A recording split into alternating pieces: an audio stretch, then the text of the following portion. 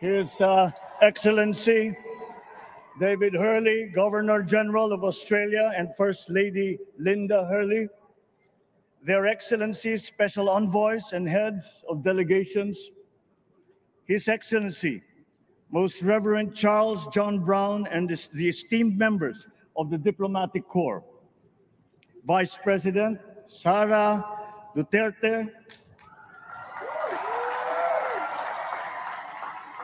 President Fidel Ramos, President Joseph Ejercito Estrada, President Gloria Macapagal Arroyo, Senate President Vicente Soto III, and the honorable members of the Philippine Senate, House Speaker Lord Alan J. Velasco, and the honorable members of the House of Representatives, Chief Justice Alexander Gesmundo, and the honorable justices of the Supreme Court, of course, First Lady Lisa Araneta, and my children, Alexander, Sandro, Simon, and Vincent.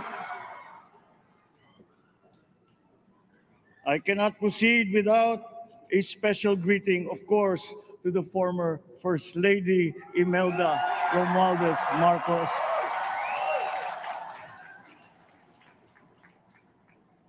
Other distinguished guests, ladies and gentlemen, my friends, ang aking minamahal na mga kababayan, magandang tanghali po sa inyong lahat. This is a historic moment for us all. I feel it deep within me.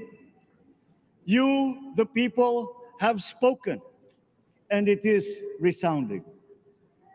When my call for unity started to resonate with you, it did so because it echoed your yearnings, mirrored your sentiments, and expressed your hopes for family, for country, and for a better future. That is why it reverberated and amplified as it did, to deliver the biggest electoral mandate in the history of Philippine democracy. By your vote, you rejected the politics of division. I offended none of my rivals in this campaign. I listened instead to what they were saying. And I saw little incompatibility with my own ideas about jobs, fair wages, personal safety, and national strength, and ending want in a land of plenty. I believe that if we but focus on the work at hand and the work that will come to hand, we will go very far under my watch. You believe that too. At pinakinggan ko ang tinig ninyo na ang sinisigaw ay pagkakaisa, pagkakaisa, pagkakaisa. We will go farther together than against each other, pushing forward, not pulling each other back, out of fear, out of a misplaced sense of weakness. But we are the furthest from weak. The Filipino diaspora flourishes even in the most inhospitable climes, where they are valued for their quality. The changes we seek will benefit all and will shortchange no one. I was not the instrument of change. You were that. You made it happen. I am now. You picked me to be your servant, to enable changes to benefit all. I fully understand the gravity of the responsibility that you've put on my shoulders. I do not take it lightly, but I am ready for the task. I will need your help. I want to rely on it. But rest assured, I do not predicate success on the wide cooperation that's needed. I will get it done. I once knew a man who saw what little had been achieved since independence. in a land of people with the greatest potential for achievement. And yet, they were poor. But he got it done, sometimes with the needed support, sometimes without. So will it be with his son. You will get no excuses from me.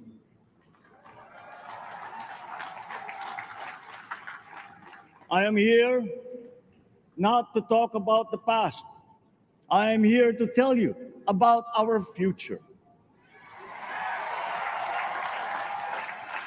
A future of sufficiency, even plenty, of readily available ways and means to get done what needs doing, by you, by me.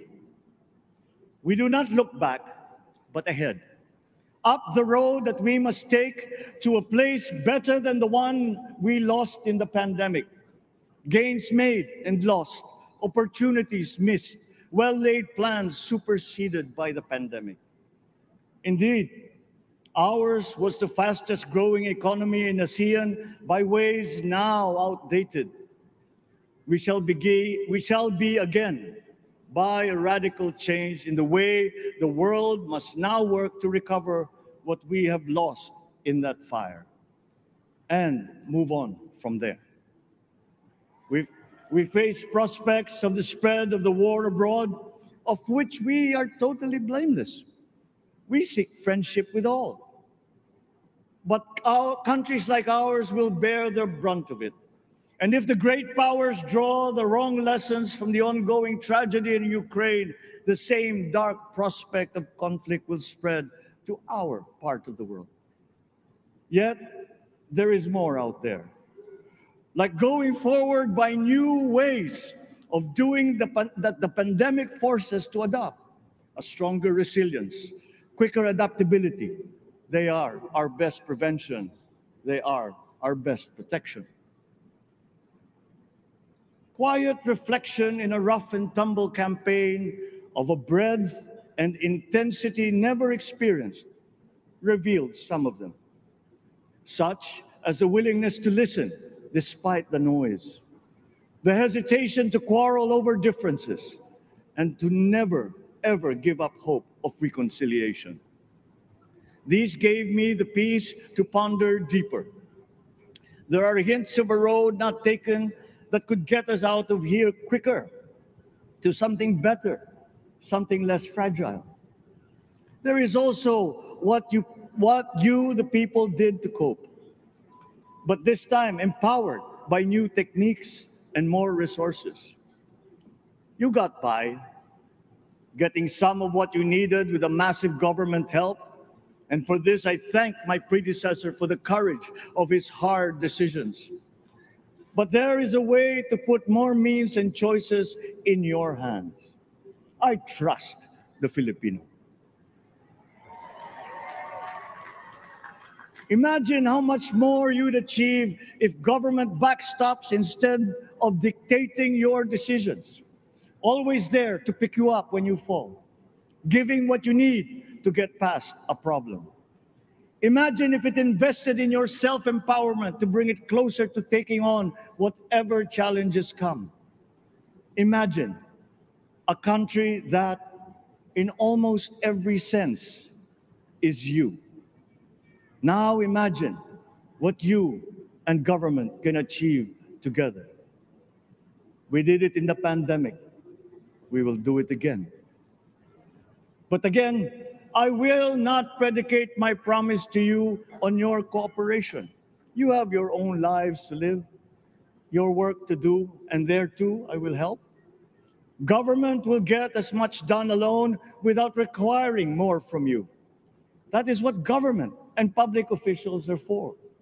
No excuses, just deliver. It was like that once upon a time. I did not talk much in this campaign. I did not bother to think of rebutting my rivals. Instead, I searched for promising approaches better than the usual solutions. I listened to you. I did not lecture you who has the biggest stake in our success. And the forthcoming State of the Nation will tell you exactly how we shall get this done. In this fresh chapter of our history, I extend my hand to all Filipinos. Come, let us put our shoulders to the wheel and give that wheel a faster turn to repair and to rebuild and to address challenges in new ways, to provide what all Filipinos need, to be all that we can. We are here to repair a house divided, to make it whole, and to stand strong again in the bayanihan way, expressive of our nature as Filipinos. We shall seek, not scorn, dialogue, listen respectfully to contrary views, be open to suggestions coming from hard thinking and unsparing judgment, but always from us, Filipinos. We can trust no one else when it comes to what is best for us. Past history has often proven that. Solutions from outside divided us. None deepened our understanding. They were always at our expense.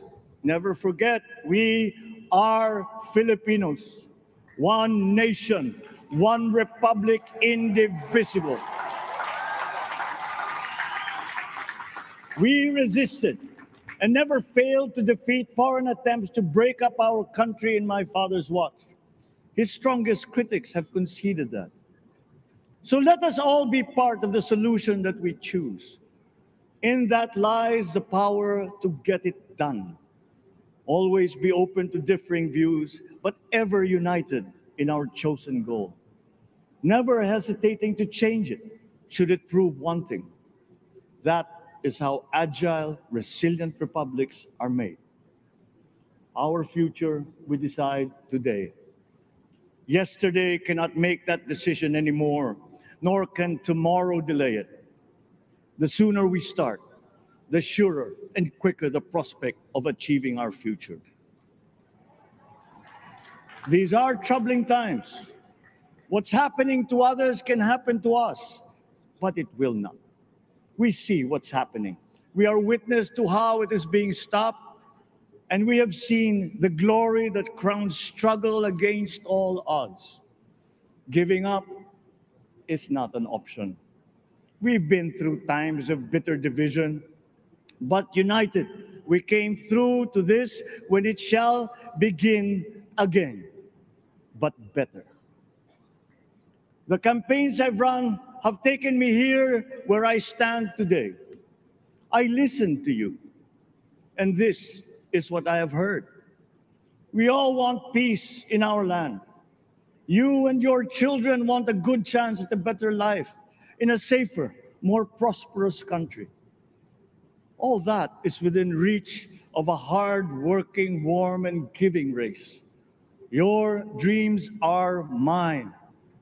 Pangarap nyo ay pangarap ko. How can we make them come true? How can we do it together? But I will take it as far as anyone with the same faith and commitment can, as if it depended entirely on himself. Sa pangarap na maging mapayapa ang ating bansa, ang pangarap nyo ay pangarap ko. Sa pangarap na maging maunlad ang ating bansa, ang pangarap nyo ay pangarap ko. At sa pangarap na maging mas masinang ang kinabukasan natin at ng ating mga anak, ang pangarap nyo ay pangarap ko.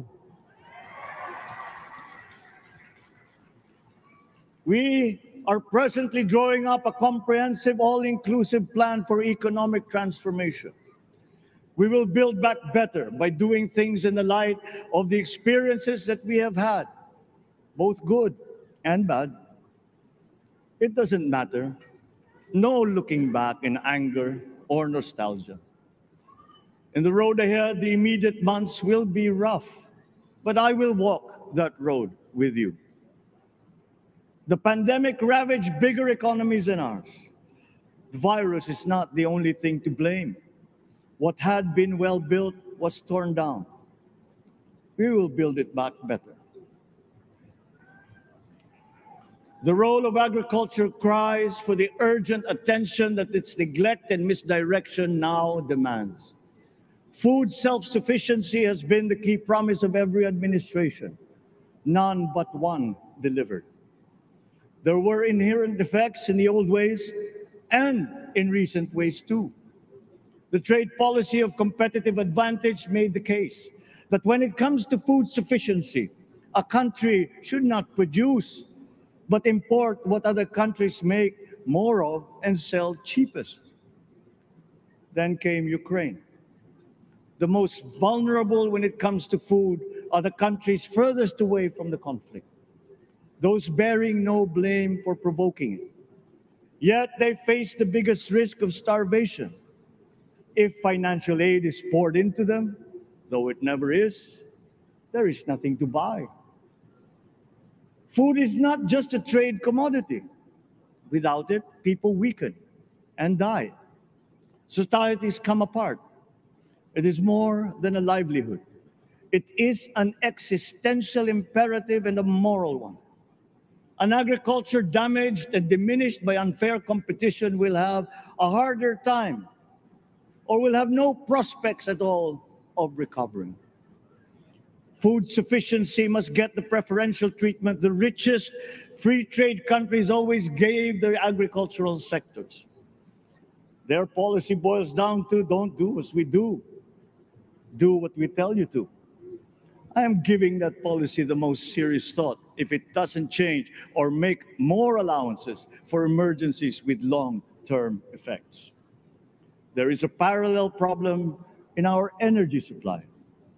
Sufficient fossil fuel-free technology for whole economies has yet to be invented.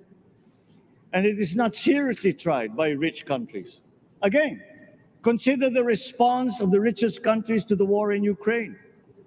But surely, a free world awash with oil can assure supplies. Or we will find a way. We are not far from oil and gas reserves that have already been developed.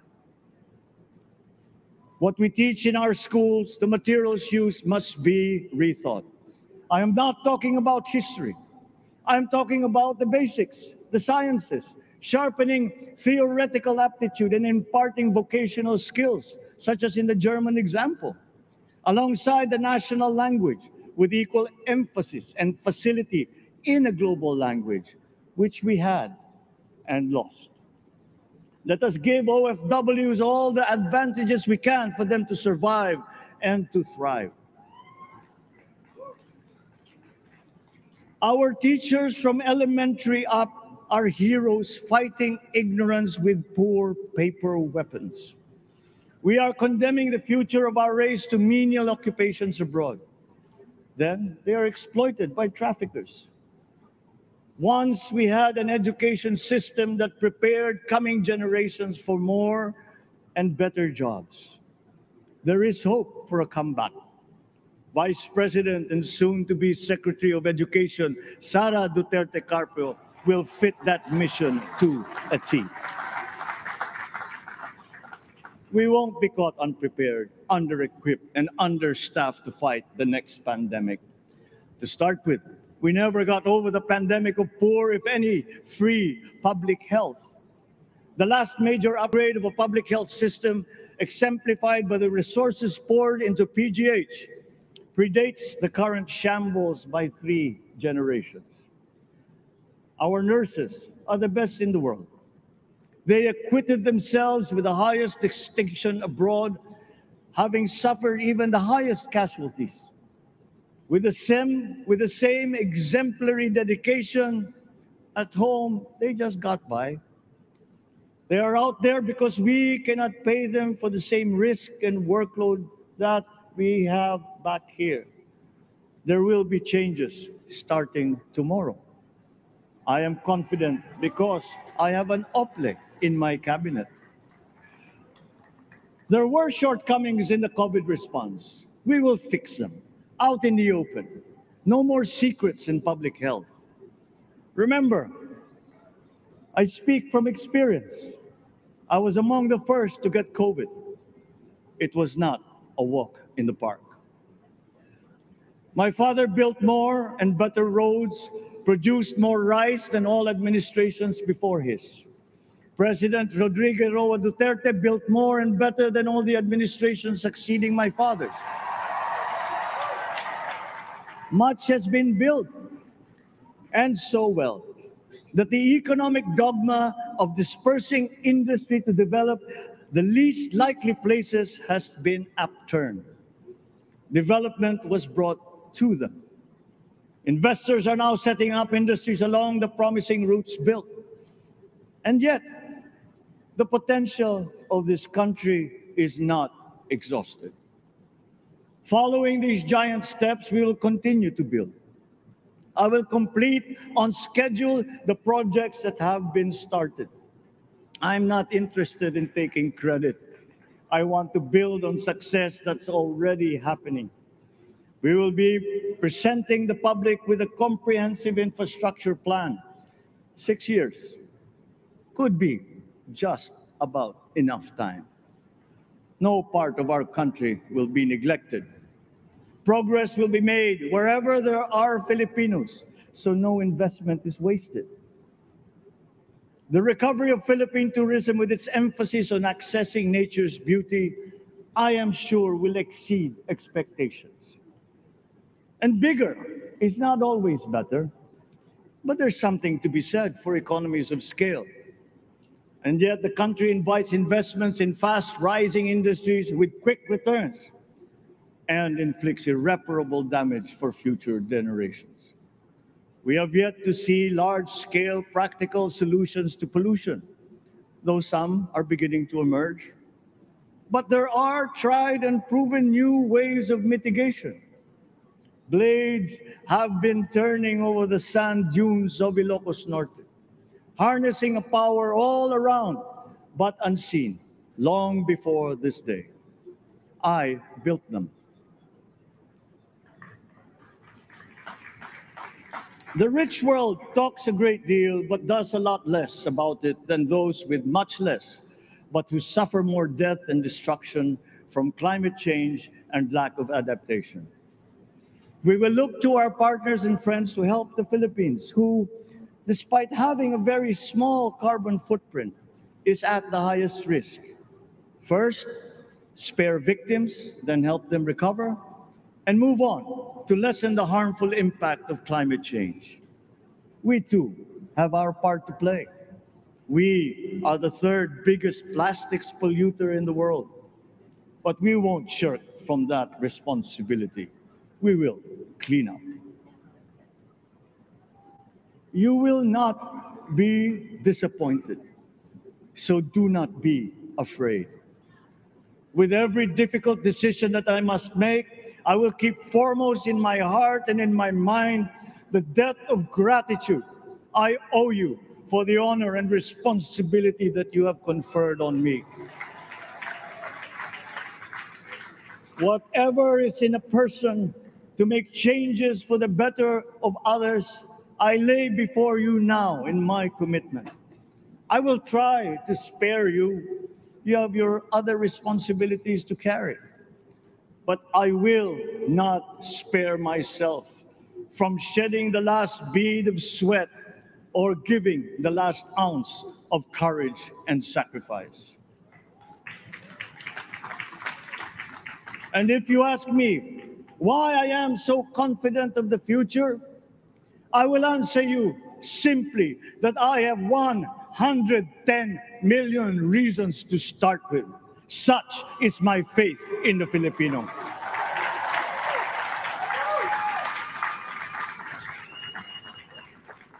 Believe, have hope.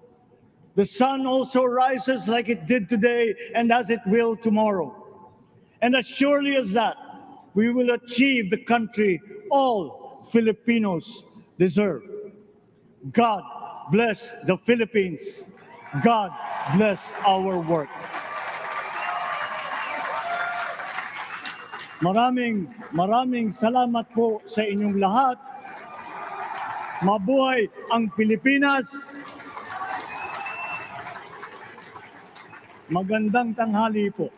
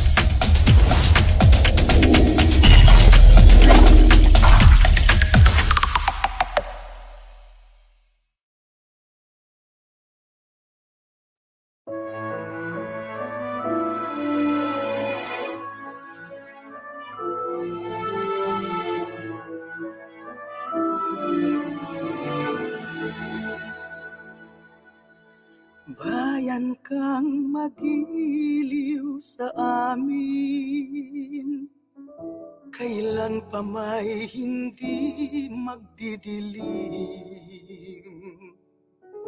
Busilak ang dilaw, puti pula bughaw, dama sa iyong tatlong bituin at araw. Sa dami ng iyong pinagdaanan, iba't ibang sigwa ang naranasan. Kapit lang sa Diyos na may pagtitiwala, pinagtagumpayan ng mapayapa.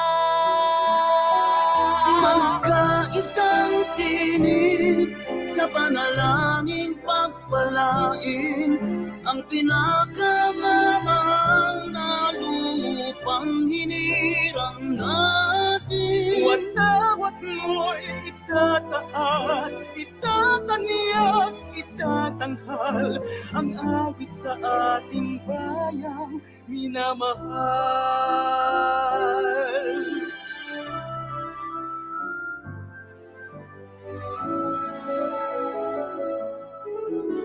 Tunay ang pagmamahal sa'yo.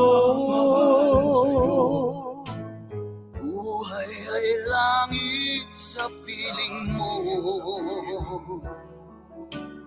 Duyan ng mag-iiyak ang umibig, ang umibig, lulan ng walang handang pag-ibig.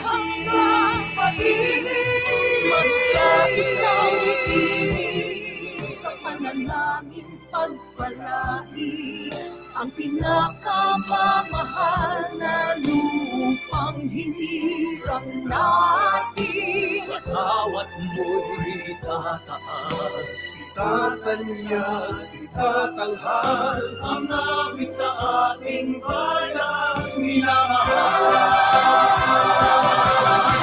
Lukot daming pagsinta sa dibdib mo'y buhay. Walang kasing alam ng puso, pinibig ang tugay.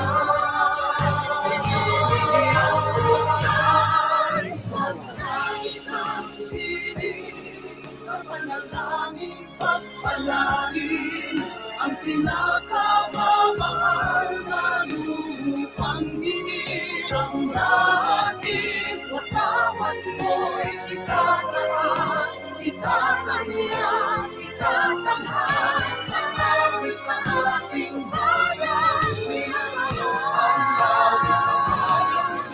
Watawat mo'y itataas, itatangyak, itatanghal ang awit sa ating bayan.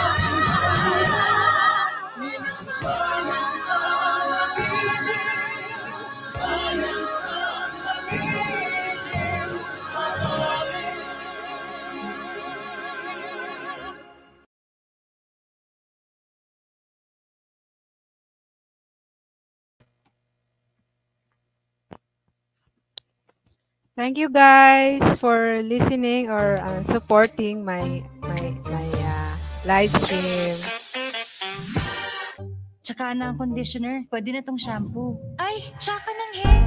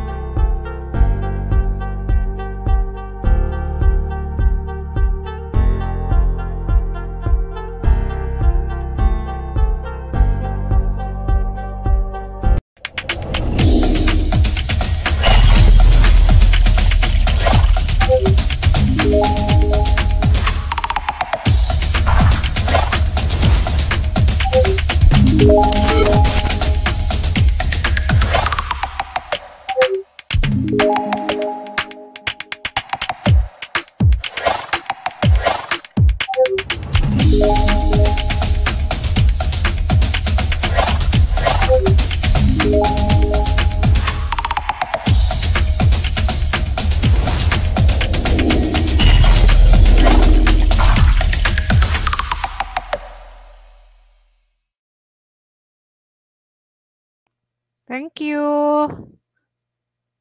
This is Meldy Baldovino. This is Meldy Baldovino vlog. Signing off, guys. Thank you very much.